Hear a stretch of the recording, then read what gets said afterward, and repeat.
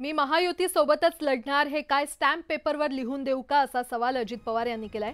जागा वाटपाबाबत महायुतीत सकारात्मक चर्चा सुरू आहे। वादातल्या जागांचा प्रश्न आम्ही वरच्या पातळीवर बसवून सोडवू असंही ते म्हणाले।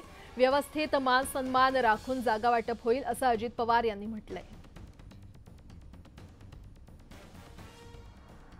आता विश्वास तुम्ही अरे बाबा आता किती तर सांगितलं तेच ते त्याने ऐकलं नाही काय? नाही परत एकदा सांगा। त्याच्यामध्ये सांगितलेलं आहे, वाटलं स्टॅम्पवर लिहून देऊ का तुला?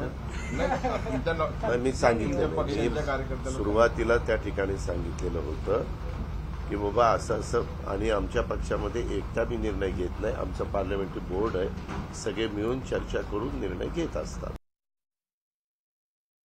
जागा वाटपात सांगितलं की बीजेपी 155-160 लढणार आणि तुम्हा दोघांना 88 मध्येच गुंडवून टाकणार। का तुम्ही काळजी करू नका, आम्ही सगळेजण व्यवस्थित ज्याचा त्याचा मान सन्मान राखून तिथल्या जागा वाटप होईल। सकारात्मक सगळ्या चर्चा चाललेल्या आहे आणि ते झाल्या की लगेचच प्रेस कॉन्फरन्स घेऊन आपल्या सगळ्या मान्यवरांना बोलवलं जाईल।